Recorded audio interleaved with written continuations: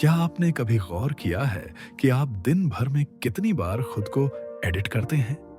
Social media पर photo डालने से पहले 10 बार सोचना, किसी महफिल में कुछ बोलने से पहले डरना कि कहीं लोग मजाक ना उड़ा दें, या अपनी पसंद का करियर सिर्फ इसलिए छोड़ देना क्योंकि रिश्तेदार क्या सोचेंगे।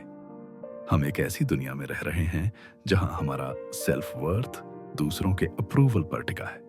हम खुद को एक प्रोडक्ट की तरह पेश कर रहे हैं, हमेशा मुस्कुराते हुए, हमेशा परफेक्ट। पर इस दिखावे के पीछे एक गहरा खालीपन है। हम पीपल प्लीजिंग की उस जेल में बंद हैं जहां सलाखें लोहे की नहीं बल्कि दूसरों की ओपिनियन की बनी हैं। और इस जेल का सबसे बड़ा दुश्मन वो इंसान था जो आज से 2400 साल पहले यूनान की गलियों में फटे पुराने कपड़ों में घूमता था। चौथी सदी ईसा पूर्व का एथेंस, जहां महान फिलोसोफर प्लेटो ऊंचे सिद्धांतों की बातें कर रहे थे, वहीं एक आदमी था जो इन सब सामाजिक नियमों को लात मार चुका था। डायोजनीज। डायोजनीज को सिनिक कहा जाता था, जिसका असली मतलब था कुत्ते जैसा, और उसे इस नाम से नफरत नहीं थी बल्कि गर्व था। डायोजनीज कहता था कि इंसान ने सभ्यता के नाम पर खुद को आर्टिफिशियल जंजीरों में जकड़ लिया है। वो एक मिट्टी के बड़े टब में सोता था। उसके पास सिर्फ एक लकड़ी का प्याला था पानी पीने के लिए। पर एक दिन उसने एक छोटे बच्चे को अपने हाथों से अंजलि बनाकर पानी पीते देखा। डायोजनीज ने तुरंत अपना प्याला फेंक दिया और कहा, इस बच्चे ने मुझे सिखा दिया कि मैं अभी भी जरूरत से ज्यादा बोझ लेकर चल रहा हूं। डायोजनीज का सबसे मशहूर किस्सा उसकी साहस भरी बेशर्मी थी। एक बार वो भरी दोपहर में जलता हुआ दिया लेकर एथेंस के बाजार में घूमने लगा। लोग हंसने लगे। डायोजनीज, सूरज सर पर है, दिया क्यों जलाया है?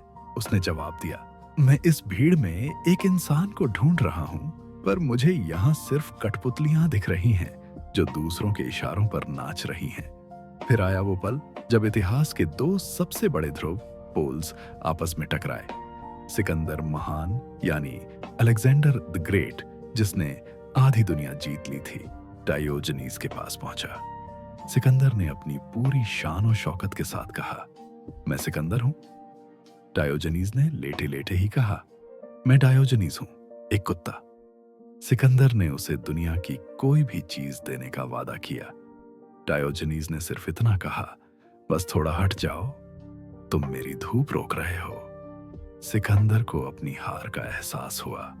उसे समझ आया कि वो पूरी दुनिया को जीतकर भी अपनी इच्छाओं और अहंकार का गुलाम है, जबकि डायोजनीज कुछ न होकर भी खुद का सम्राट है। डायोजनीज हमें क्या सिखाना चाहता था? वो ये नहीं कह रहा कि आप सब छोड़कर सड़कों पर आ जाएं। वो कह रहा है कि रैडिकल ऑथेंटिसिटी की कीमत समझें। जब आप किसी को खुश करने के लिए हाँ कहते हैं, तो आप अपनी आत्मा का एक टुकड़ा बेच देते हैं। आप डरे हुए हैं कि अगर आपने अपनी असलियत दिखा दी तो लोग आपको छोड़ देंगे। पर सच ये है कि जो लोग आपकी असलियत को बर्दाश्त नहीं कर सकते, वो आपकी जिंदगी में रहने के काबिल ही नहीं है। डायोजनीज की तरह बेशर्म बनने का मतलब है अपनी शांति को दूसरों की तालियों से ऊपर रखना। जिस दिन आपको फर्क पड़ना बंद हो गया कि कोई आपके बारे में क्या सोच रहा है, उस दिन आप वाकई आजाद हो जाएंगे। सिकंदर ने लौटते हुए अपने सेनापतियों से एक बात कही थी जो आज भी इतिहास के पन्नों में गूंजती है, अगर मैं सिकंदर ना होता तो मैं डायोजनीज होना चाहता। जरा सोचिए, जिसके पास सब कुछ था वो उस इंसान जैसा बनना चाहता था जिसके पास कुछ भी नहीं था। क्यों? क्योंकि सिकंदर दुनिया को तो जीत चुका था, लेकिन अपनी बेचैनी से हार गया था, और डायोजनीज ने दुनिया की परवाह छोड़ दी थी, इसीलिए वो खुद को जीत गया था। आज आपके पास भी यही चॉइस है। आप हर उस इंसान को खुश कर सकते हैं जो आपकी जिंदगी में आता है, लेकिन अंत में आप खुद को एक अजनबी की तरह पाएंगे, या फिर आप थोड़ा बेशर्म होने की हिम्मत जुटा सकते हैं। अपनी धूप को पहचानिए, वो काम, वो शौक, वो आवाज जिसे आपने दूसरों के डर से दबा दिया है, उसे आजाद कीजिए। याद रखिए, दुनिया आपको तभी तक नचाएगी जब तक आप उसके इशारों पर नाचने को तैयार हैं। जिस दिन आप रुक जाएंगे और कहेंगे, मुझे तुम्हारी तालियों की जरूरत नहीं है, उसी दिन आप इस अदृश्य जेल से बाहर कदम रखेंगे।